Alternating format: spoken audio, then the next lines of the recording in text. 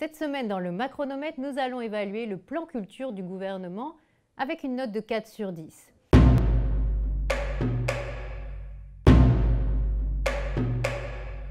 Le secteur de la culture est très touché par la crise sanitaire.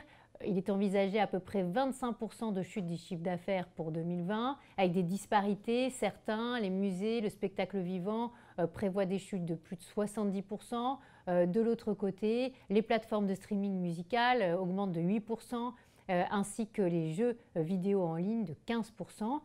Donc on voit qu'on a un secteur culturel qui est un peu disparate. Le gouvernement annonce 5 milliards de plans, dont déjà plus de la moitié ont été d'ores et déjà annoncés précédemment. Le prêt garanti aux entreprises pour plus de 2 milliards, et puis les baisses de charges par exemple.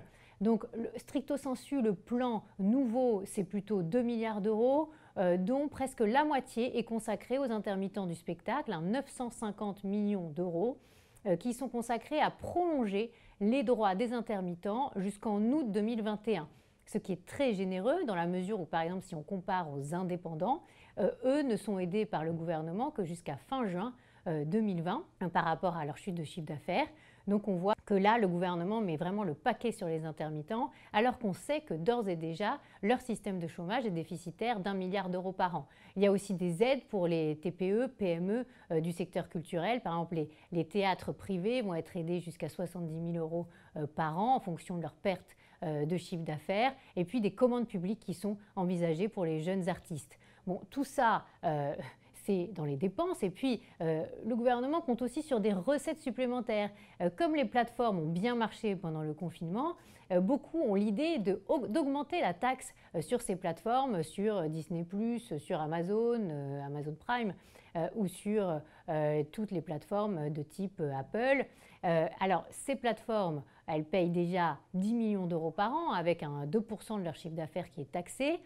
Et certains veulent augmenter à 25% cette taxe, ce qui serait déjà gigantesque et qui ne rapporterait que 125 millions d'euros. Alors l'impression que ça donne, c'est qu'on dit on va soutenir avec l'argent public tout le secteur public culturel qui est très touché, et puis ce qui a bien marché dans le privé, on va les taxer de manière très très importante. Ce n'est pas la bonne solution parce que justement ces plateformes se sont tournées dernièrement vers le financement de fiction française. Donc si on veut antagoniser un peu la position entre public et privé, on ne ferait pas autrement. Ce n'est pas du tout la bonne idée, d'où la note de 4 sur 10.